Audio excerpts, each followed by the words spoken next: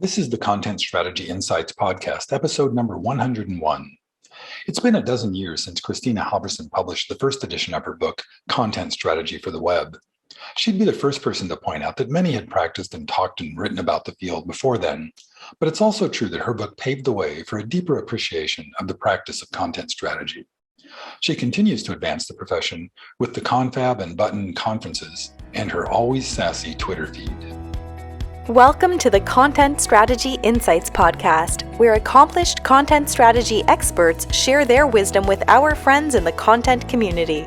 Our mission is to democratize content strategy, to make its principles and practices accessible to everyone. And now, here's your host, Larry Swanson. Hey everyone, welcome to episode number 101 of the Content Strategy Insights podcast. I am super delighted, beyond thrilled, just ecstatic in every way to have on the show today Kristina Halvorson. And this is episode, yay, happy, welcome Kristina. Now Kristina, maybe for the one or two of you don't know, she's the founder of Brain Traffic, big content strategy agency. She runs Confab and the new Button conferences. And she's just kind of the public face of content strategy. So welcome, Kristina. Tell the folks a little bit more about what you're up to these days. You just did a really great job. Right now, in this very moment, we have just wrapped our second virtual confab, and we are getting ready to go on sale for our second Button conference. At the very same time, I am working on finalizing contracts for in-person confab and Button next year. So the whole thing is like, what is time anymore for anybody? So that's what's happening with me right now. And we are doing some consulting projects at Brain Traffic, and I am starting to think about a new book, which I am really happy to talk about in public now. I know. I did. Is this brand new? Do you have a contract or a? No. This is early. This was research that I was going to start a year ago, so I can talk about it just a little bit. But a lot going on, all kinds of stuff happening. Well, let's start with that. What's the scope of the new book? I am super, super interested right now in how companies that are delivering really outstanding customer experience, not just content, but like all the customer experience. So it's like the companies that always make the most admired companies lists, how they do content behind the scenes. So and the reason I'm interested in that is I think that there is a mystery that has yet to be solved in like the larger content strategy community about how to really create consistency and kind of a through line between every single touch point, not just from awareness to sale, but beyond. And a lot of that has to do with, I have a very, very special place in my heart for technical writers and people who work on the support content, because I feel like they don't get nearly the love that they deserve in the customer experience realm. So that's what I'm interested in. That aligns 1,000+% with all the stuff I've learned in especially the last year or two of the podcast. The customers and users don't care where they're at in their journey. They just need the content that gets them. Yeah. Yep. Yeah. And I think, there's a quiet but brewing interest in the idea of content ops. And I know that there's a book coming out, I think via Book Apart at some point in the next, several months. But I think that's only a part of the puzzle. I think that there's a whole much larger cultural issue as well. So I'm getting down to job requirements and rules and how people collaborate. And it's just like a big, messy, sticky topic. And I'm interested in kind of diving in and seeing behind the scenes, and then maybe coming back with some sort of actionable ideas about how companies can start moving in that direction. So right. And you just hit on culture and people. That's what, 93% of our work. Yes, sir. It sure is.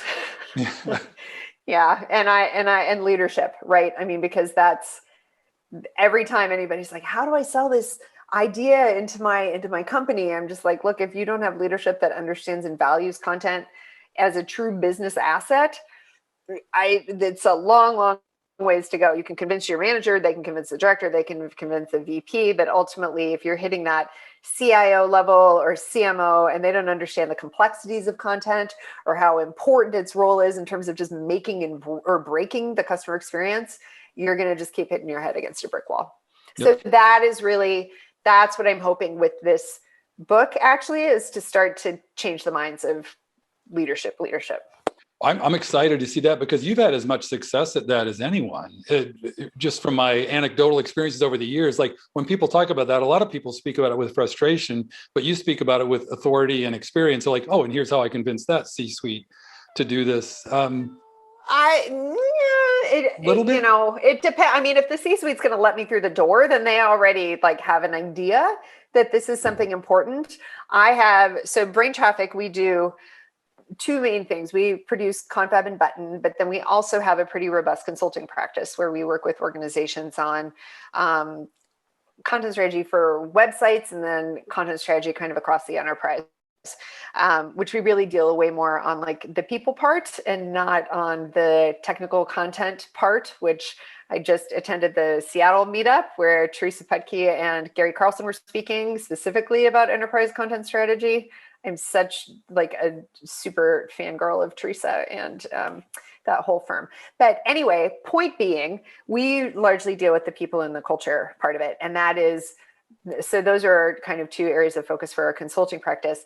And when we start to talk about the people and the culture part, I will tell you what, I have, even in the sales process, I'll get called in by an executive vice president who's super excited to bring us in, and we'll pitch this giant, project, and we'll go along with, sometimes we even meet with procurement, but then we hit the CMO specifically. And the CMO is just like, well, are you going to do that 12-part video series that I'm excited about? Or, tell me about your agency. Have you worked with Apple? I mean, it is just the value set of some of the executive leadership. And I can't have a conversation with that person. Like, they won't listen to me. They don't hear me. So, yeah. Oh, and you've been battling that for a while. And I've heard you you've spoken at Content Marketing World though, and yep. you're friendly with people in that community, but there's still this kind of like not appropriation, but or I don't know. Is it safe to say like the term content strategy? Like, well, first of all, what does it even mean anymore? Because it has been sort of it's kind of like, to me, it's like community or wellness. One of those terms that's almost lost meaning because each person who adopts it ascribes their own meaning to it. Is that still the right label for us? Let me ask you that. Yeah. I have become much more specific when I talk about content strategy. So I will refer to what you heard me refer to website content strategy earlier, which I think is a whole different beast than product content design. Or, the practice of UX writing, for example. I mean, UX writing gets applied to website, but it's just a different approach. It's a different set of considerations, right? Separate but related, I would say. So I talk about product content strategy. I will talk about enterprise content strategy. I will talk about unified content strategy statement, which is just sort of like it's what we used to call a core content strategy statement. I talk about marketing content strategy or content marketing programs. And so I think that it's great in that we as a larger field and interconnected fields are claiming more areas of specialty. But I do feel like for many, many years, when marketing was talking about content strategy, they were largely talking about where are we going to publish content and what kind of content we're going to publish. So like your video content strategy, your social content strategy, your, blog content strategy, which used to put me through the roof. I mean, I don't know how long you followed me on Twitter, but I would go on some rants, which a lot of people found entertaining, but some people found really annoying. I entertained myself, and I was in the entertained camp. Us, right? You were in the entertained camp. Yes, that's why we get along. It just made me nuts because we would say over and over, your content's like your editorial calendar is not a content strategy, right? Like your 12-part video series is not a content strategy. And kind of talking about the idea of strategic intent and setting up necessary constraints and ensuring that we have meaningful metrics by which we are, measuring and evolving our efforts, and not vanity metrics. I could go on and on and on about this. I ain't mad at you anymore. I'm really not. Like, I get it, marketing. I get it. And I get why you have directors of content strategy. I get why, you talk about marketing content strategy. I just think it's important to differentiate it, because that is a different conversation when you are talking about your marketing content program and website content strategy or enterprise, et cetera. I wonder, will adjectives be enough, like content marketing, content strategist, or or technical content strategist, Yep. or product content, or Yep. or you think that'll do it? Because I think the reason I ask is I think your original definition of content strategy holds up really well and can apply across all those. Is that? Yeah, I would agree, and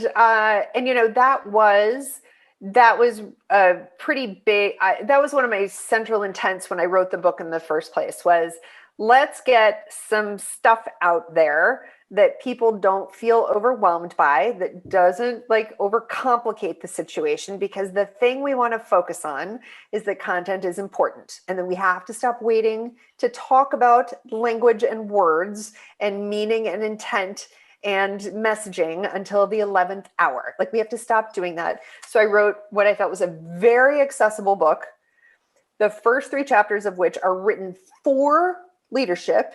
Because leaders will like read 3 chapters and just be like, my God, we have to go agile. Let's change the whole organization, right? So like it's written for that.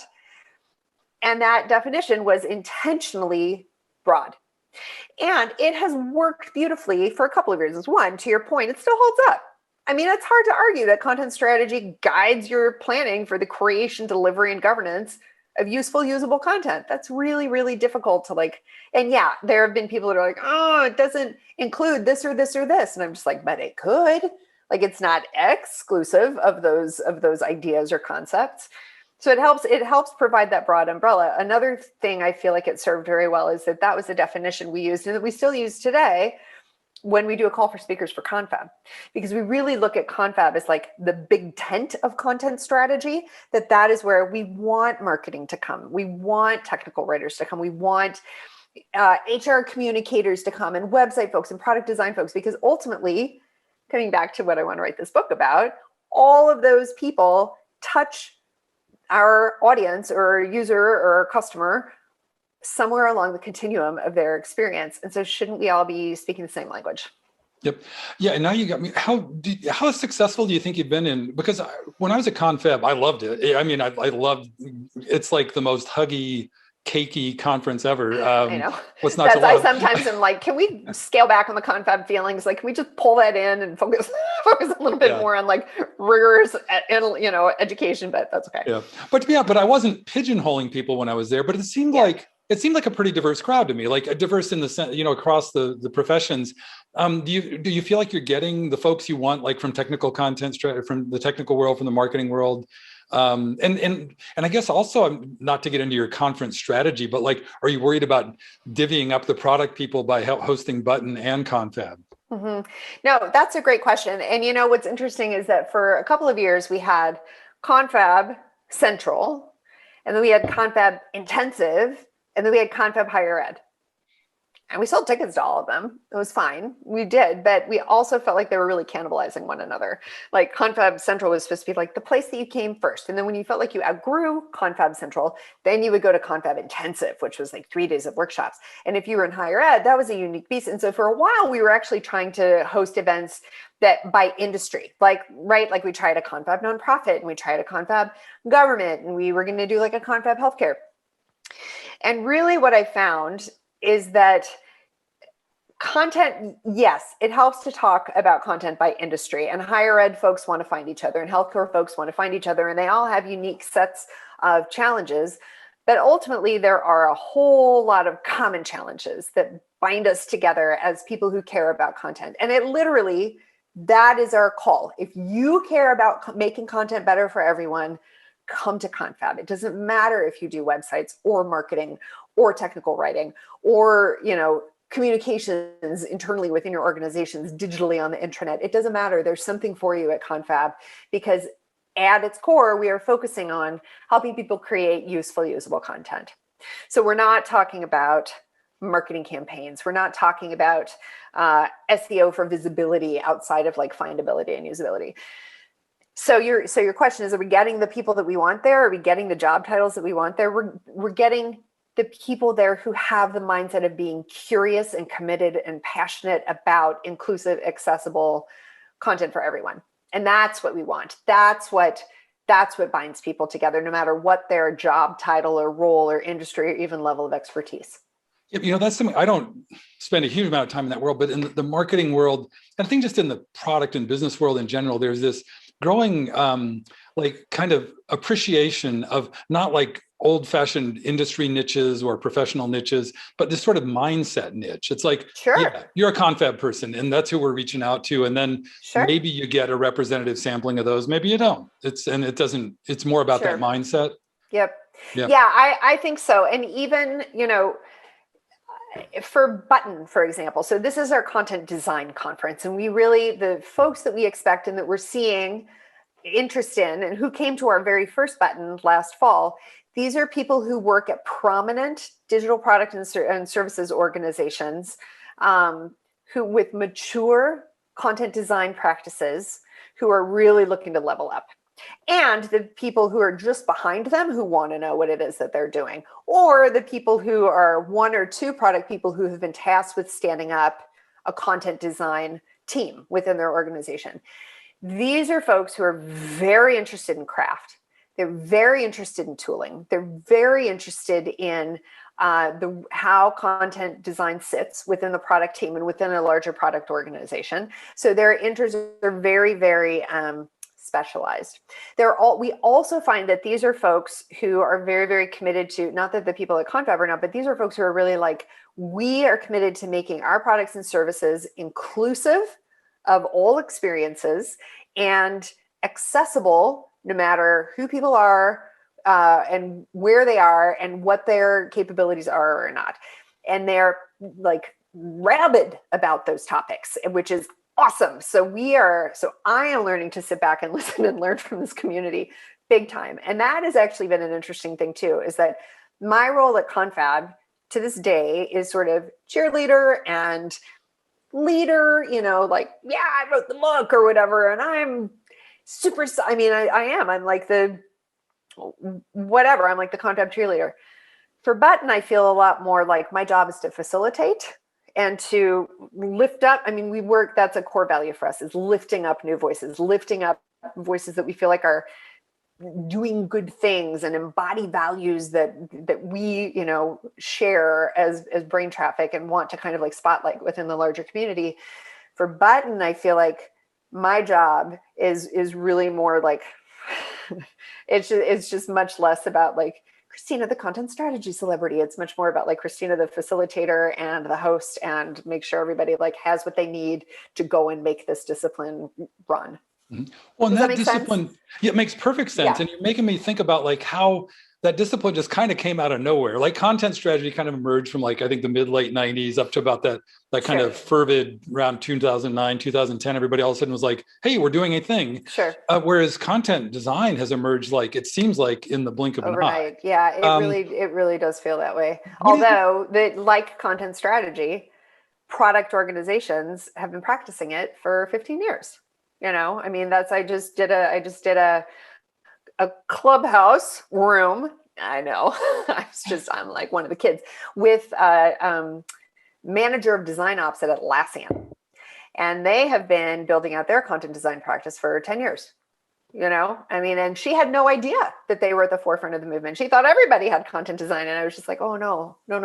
And that is, yeah. So we want to bring those people together so that we can help it to continue to explode. And the way you describe the demographics currently at Button, it's like mostly people from these big established places, a lot of people from these. Yep. And so I love that that's an opportunity to democratize the practice, that like, hey, here's how, we've actually been doing it 10 years at Atlassian. We just didn't call it that or whatever. Yep. How many other like secret hidden practice? Like Facebook goes back 10 years or whatever. Yep. 12 years. Where else has it been a thing that is just now? Shopify, I can point to very, very quickly because they've been super transparent about writing about their content design and UX writing practice for years. And so they were really one of the first people that I was like, oh, what are you doing over there? I also want to say quickly that Sarah Richards has been doing a flavor of content design, obviously in the UK for many, many years, starting with the work that she and her team did at gov.uk.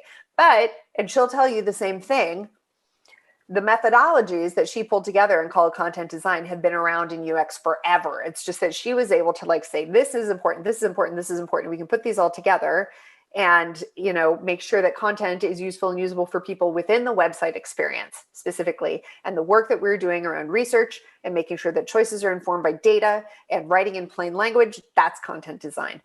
Those principles, many of them are embraced, of course, in the product community, but the way that Atlassian and Shopify and Uber now just like announced that they're changing their people to content designers, and Facebook and Google and Twitter and Adobe, all these companies that are suddenly like our content strategists are now content designers. They're really talking about it, yes, from that research standpoint, but it is much more closely aligned with product than it is with websites. Right. And in that world, there's this pretty clear, like there's UX researchers and then there's all the UX practitioners adjacent to them, of which content designers are now part of that. That's and that's something I think some people are not struggling, but I think we're still getting the lingo around that, like the relationship between content designer, UX writer, and product content strategist. How would you sort those out for folks who are struggling with that? I am 3/4 of the way through this blog post that Sarah Richards has been bothering me to write for 3 years. So I have actually the person that probably helped shape my thinking on this the most is Beth Dunn at HubSpot, which she writes about this topic beautifully in her new book called Cultivating Content Design. And because from her standpoint, it is a huge culture thing. It's not just let's create some jobs and move forward and call them content design. And she talks about it in 3 levels, which the book is not here and I can't remember exactly what they are because I'm a terrible human being. But she basically took Jesse James Garrett's elements of user experience model and kind of streamlined it for content in particular. And she uses 3 S words. One of them is surface. Sorry, Beth, I'm sorry. But this is basically how she talks about it. Yeah. So product content strategy is what she would describe as like not just strategic intent of a product, but in fact within the product ecosystem, right? So where does this product that is being used for this larger task set, where does that sit within the ecosystem of the organization? And what are the unifying standards and guidelines and principles around content that apply no matter where people are working with and coming into contact with this product? And what that means is not just within the product itself, but also any content that using the product triggers. So like an email or a text alert, or something that gets sent to somebody else, or if it gets published on a platform that also exists as a website, all of that content, that whatever the core through lines are, that's what product content strategy is it's content within the product ecosystem. Content design then is the sort of creating the user experience of the product itself, where we are content designers are participating in the early UX research. They're working directly with visual designers and engineers, UX designers and engineers, to actually craft the experience within the product. And this oftentimes there will be an entire team that is focused on a certain product feature, right? For example, like Twitter's moment. No, not Twitter moment. Yeah, Twitter moments could be like a product feature, and there's a whole team around that, and a content designer might sit in that team.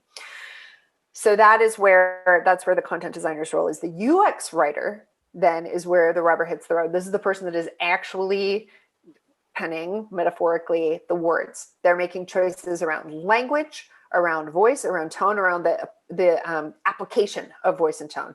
Content designer is probably working with voice and tone, hopefully with brand, to sort of like form those guidelines, right?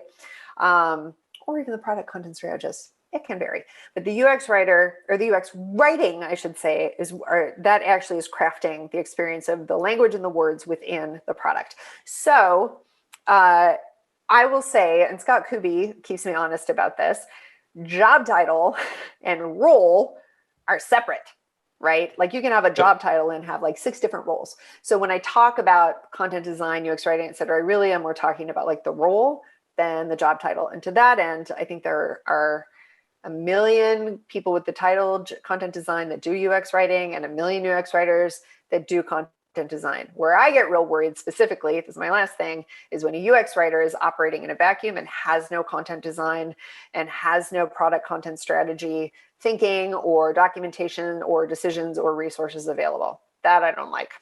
Because that's when they're stranded at that, like, oh, you can just sprinkle the words on at the end, right? Those are the people that are stuck in being, they're stuck in executing other people's ideas and orders. And oftentimes what we see in organizations then is we see a UX writer that is beholden to 2 or 3 or 4 different product teams. Yeah. You know, there's an interesting, dichotomy here between, like, we really know what we're doing and we can articulate all the things and identify that, like, when your title doesn't match with what you're actually doing day to day.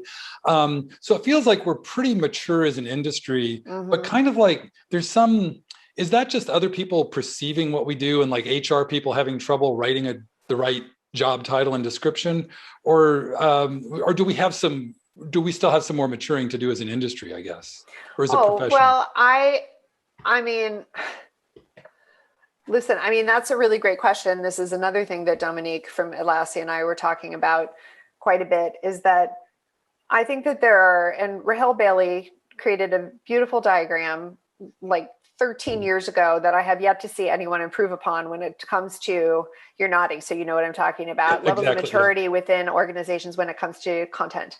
And there is a similar model that exists from the design ops perspective around levels of design maturity within an organization. They are not that different from one another, except there's a whole technology element with content that isn't really the same with design. But point being, when we talk about maturity, yes, we can talk about maturity as a field. We can talk about the maturity of the design field. We can talk about the maturity of the content design field, of the content strategy world, of content marketing, right? That's kind of one topic that is, you can go out and how do we define maturity there? It's the depth of conversation. It's the breadth of conversation. It's the level of seniority of people and experience of people who are weighing in and who are celebrated within the field, right? I am more interested in the maturity level that sort of like is presenting itself at the organizational level, because those are largely the resources that we can pull on to help level up the field itself. And so what I'm seeing is that there is a small but mighty contingency of organizations who have super mature content design practices and who are moving at the speed of light in terms of maturity and evolution. I want to make sure that those people are in the spotlight to continue to help the maturity of our field. Those are 2 separate but related topics. The third related topic is the maturity of recruitment and HR practices and understanding what they need, not even necessarily what to call these things. I mean, I'm sure you've seen the same thing. There are job descriptions that come out with 6 different titles, all in the title of the job description, because the HR is just like buckshot. I don't know what they call themselves. I just know what I think we need. So no, and I didn't do a thorough look, but I took a few months ago, I looked at a bunch of descriptions, and it's clear that they're all copying and pasting from each other too, without any serious, you know who is doing interesting work there is James Deere, who is one of the co-founders of Gather Content. He came out of Gather Content and is working on a project now called workingincontent.com, where he's working on building out basically a job board for people who are recruiting for content professionals. And so he sees everything that's coming out. And he's really aggregated some very interesting long form posts about like what people are calling a content strategist, what people are calling a content designer. And it is all over the map, I'll tell you what. Yeah, I just discovered that working in content a couple of weeks ago, and I'm like, oh, good. Maybe he's the guy who can sort out because I'm an information architect at heart. Okay? Can't we agree on labels and how we organize things? I know. Yeah. Well, that's this post that I'm working on is not meant to be like, and now I'm going to define all these disciplines. It's more like, look, we have a unique perspective at Brain Traffic in that we work with a lot of different clients who call things a lot of different things. I have a podcast that I'm rebooting later this year, and so I get to talk to a lot of different people. And then of course we have our events where we're seeing hundreds of different people, if not thousands of people, talking about where their organization is, what their organization calls things. So we are really, I don't know anybody else who is within the field who has that kind of breadth or purview is the word that I'll say. Yeah. And so I'm trying to use that responsibly to say, here's some language, if it's useful to you, to talk about content design and UX writing and product content strategy. So we'll see how it goes over. Yeah, I'm picturing the Rosetta Stone. You can be the link between all that. Yeah. Yeah, exactly. Hey, Kristina, I can't believe we're coming up on time, and I could literally talk to you for days, but I like to keep this. I'm a human-centered designer, and human attention spans fizzle at about 30 minutes, so I want to wrap up pretty quick here. But I do want to give you one last chance. Is there anything that's come up in the conversation or that's just on your mind about content strategy lately that you'd like to share with the folks before we wrap? Yeah, I'll tell you the number one thing that is on my mind with content strategy lately is creating more diversity in the field. And I recognize that like diversity and inclusion and accessibility are like big hot topics. But I'll tell you what, we have seen at our virtual events in particular, a couple of things have happened. We've been able to we have an equity scholarship that we started several years ago to not only increase diversity at our events, but also just kind of try to help remove some of the barriers for people who, for whether it's a marginalized population, whether it's socioeconomic, whether it's whatever, that we're trying to help remove those barriers to help folks come and join us at Confab. It costs us thousands of dollars to bring one person to Confab in person. We were able to give away almost 100 virtual tickets at both Confab and Button to people that qualified, for our equity scholarship. And I will tell you what we saw, and at our events, we have the community happens within Slack. And it's just this extraordinarily active, robust, deep, brave conversations happening throughout dozens of different channels that people self-organize. We let anybody create a channel around demographics or industry or interests or job role. And what we found is that with such an increase in diverse voices and perspectives, the level of conversation that was occurring and the courage that was happening within these virtual channels, which are safer spaces for people, around what's going on in our field when it comes to systemic oppression, when it comes to dismantling white supremacy, when it comes to the language of oppression, that those conversations shifted things coming in and out of the conference. It shifted minds of other people who were there who had not thought about these things or who hadn't seen things through these different lenses. And so what I am struggling with / the opportunity that I see that I'm hoping that we can rise to at Brain Traffic within our events is how can we recreate that level of diversity, that, present that degree of opportunity and help recreate those safe spaces for difficult, scary conversations around race and creed and socioeconomic disparities. How can we recreate those spaces and conversations in person? And it's going to take money, and so if anybody out there is looking to support or sponsor any of these efforts, you can reach me. But that's what's on my mind, because I just feel like especially when it comes to getting to this usable content for everyone, it is absolutely critical that we continue those conversations, those uncomfortable conversations, those scary and difficult and richly rewarding conversations. And so that's what's on my mind right now. Well, thanks. Oh, one last thing, Kristina. What's the best place for people to follow you in social media, or how do you like to connect with folks online? LinkedIn is a place that I'm working on being more. Feel free to connect with me on LinkedIn. My social media home is probably Twitter. And so it's just @Halvorson is where you can find me there. I can get a little sassy on Twitter. I'm just going to warn you right now. So, but join me in the quest.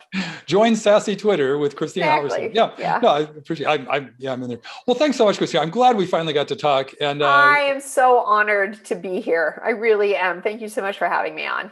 Well, the pleasure was all mine. Work. Thanks so much, Kristina. Thank you for listening. If you can think of a friend who might enjoy this episode, please share it with them. And please join us again for our next content strategy interview.